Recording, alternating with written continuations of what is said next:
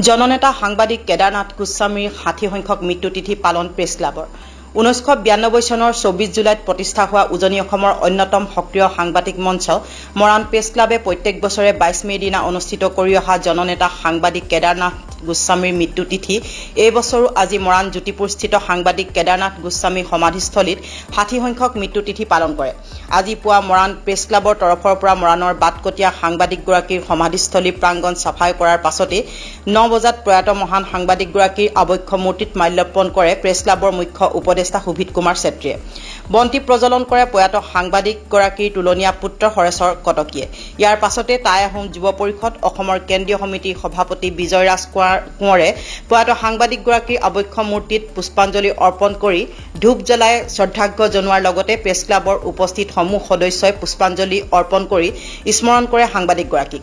Moran press ক্লাবৰ উপসভাপতি কৰুণা ফুকনে আঁত ধৰা অনুষ্ঠানত প্ৰয়াত সাংবাদিকগৰাকীৰ কৰ্মজীৱনৰ ওপৰত বক্তব্য ৰাখে প্ৰেছ ক্লাবৰ মুখ্য উপদেষ্টা সুভিত কুমাৰ চেত্ৰী আৰু সভাপতি দয়ানন্দ সিঙে।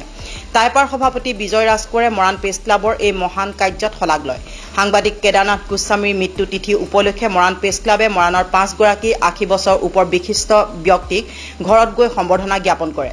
প্ৰেছ ক্লাবে সম্বৰ্ধনা জ্ঞাপন কৰে ক্ৰমে অৱসৰপ্ৰাপ্ত কীৰ্তি শিক্ষয়িত্ৰী ডালিমী গগৈ, মৰাণ নগৰ সমিতিৰ প্ৰাক্তন উপসভাপতি গোপালজী পাণ্ডে, প্ৰাক্তন চাহ শ্ৰমিক ভগীৰথ তাছা, সমাজকৰ্মী সত্যনাৰায়ণ আগৰৱালা আৰু অৱসৰপ্ৰাপ্ত শিক্ষক নাট্যকৰ্মী কেশৱ চন্দ্ৰ সিন্ধিয়াক।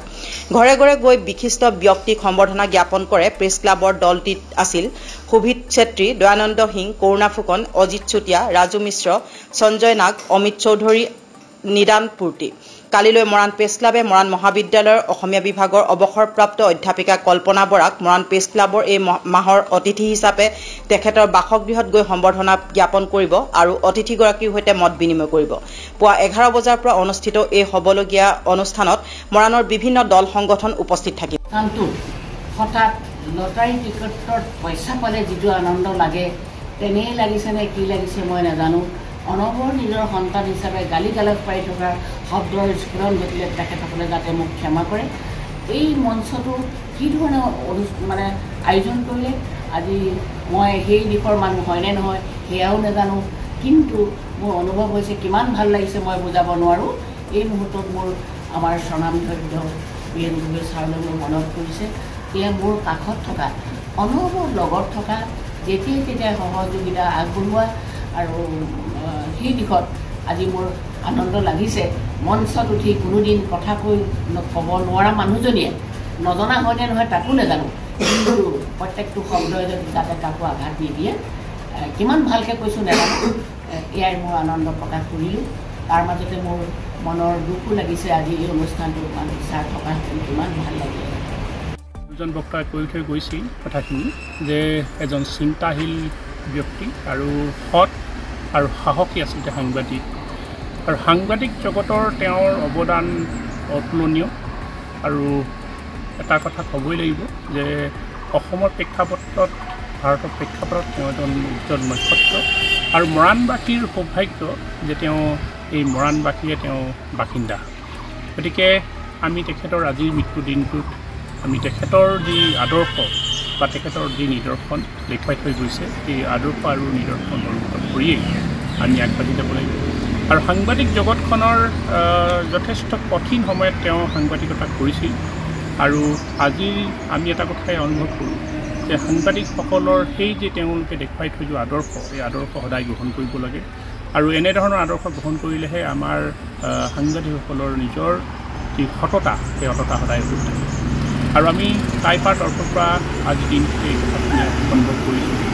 আৰু আজি তেখেতসকলে যি শ্ৰদ্ধাঞ্জলি জ্ঞাপন কৰিছে আৰু আনুষংগিক দুই এটা ইয়াত কামৰ কথা কৈছে, আৰু এই ক্ষেত্ৰত তেওঁলোকৰ সহযোগিতা আমাৰ নিশ্চয় থাকিব। তেওঁলোকে যি নিৰ্মাণৰ কথা কৈছে টাইপাৰ তৰফৰ পৰাও আমাৰ তেওঁলোকৰ সহযোগিতা থাকিব। গতিকে এইখিনি কৈ নগাঁৱৰ বেবেজীয়াত জন্মগ্ৰহণ কৰা এই প্ৰবাদ প্ৰতিম পুৰুষগৰাকীয়ে জীৱনৰ অন্তিম সময়ছোৱা এই মৰাণৰ এই ঠাইডোখৰতে বসবাস কৰিবলৈ লৈছিল।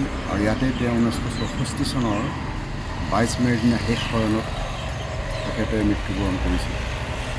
তো গোস্বামীদেৱৰ মৃত্যু তিথি মৰাণ প্ৰেছ ক্লাব 1992 চনত সংগঠিত হৈছিল 92 চনৰ 24 জুলাই তাৰ পাছৰ বছৰ 1993 চনৰ 22 মে'ৰ পৰা প্ৰতি বছৰে আমি তেখেতৰ এই আৱক্ষ মূৰ্তিস্থলীতে উদযাপন কৰি আহিছোঁ আৰু এইজনা বৰেণ্য পণ্ডিত প্ৰবৰক ইতিমধ্যেই প্ৰায় অসমত সকলোৱে পাহৰিছিলে বুলি কোৱা হয় তেখেতৰ মৃত্যুৰ প্ৰায় 30 বছৰৰ পাছত আমি আকৌ ভ্ৰমণ কৰিবলৈ আৰম্ভ কৰাৰ পাছত ৰাজ্যজুৰি তেখেতৰ কথা চিন্তা চৰ্চা হৈছিল আমি যেতিয়া তেখেতৰ জন্ম শতবাৰ্ষিকী উদযাপন কৰিছিলোঁ গোটেই অসমজুৰি Guwahati press club Dibrugarh press club Sonari এনেকৈ আদি কৰি মৰাণ 4টা বক্তৃতানুষ্ঠানৰ আয়োজন কৰি তেখেতক জনমানসলৈ লৈ যোৱা এটা প্ৰয়াস কৰিছিলোঁ তাৰ পাছৰ পৰা তেখেতৰ এটা তেখেতৰ ৰচনাৰাজিও বা তেখেতৰ সান্নিধ্যলা বহুতে লেখা মেলাও কৰিছে